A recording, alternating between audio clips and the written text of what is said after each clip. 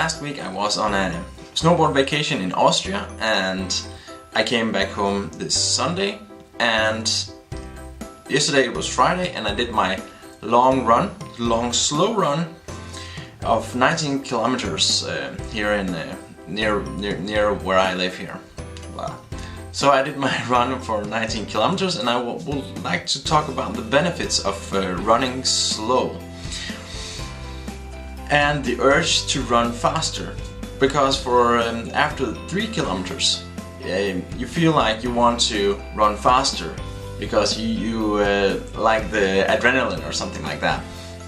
But it's a good idea if you want to long run without stressing your body too much. You need to keep the pace down, and many people say that you should run 1 to 2 minutes per kilometer slower than your race pace. So if your race pace is 5 minutes per kilometer, you should run between 6 to 7 minutes per kilometer.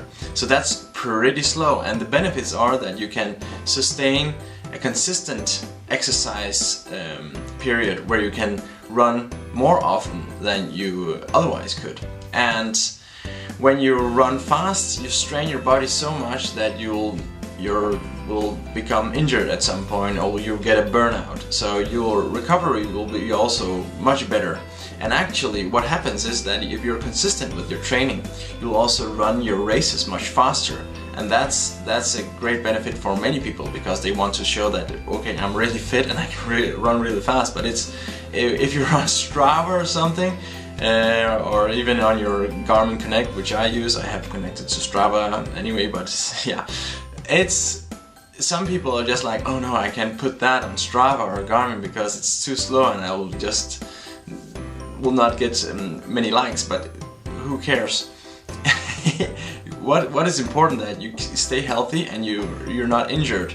And I exercise to be healthy, and it would just be insane for me to run faster than my body can handle. So, and I didn't run for like 2 weeks, but still I could run 19 kilometers without any support. Or I can't recommend running that far actually, because you get quite dehydrated and your glucose depots will just be completely depleted. But it's a fun challenge to do sometimes, just to say, okay, can I run almost a half marathon, or can I run 19 kilometers without any support or anything neither to drink or to eat. So it's fun. I had a very big smoothie of 400 grams of dates before and a lot of water.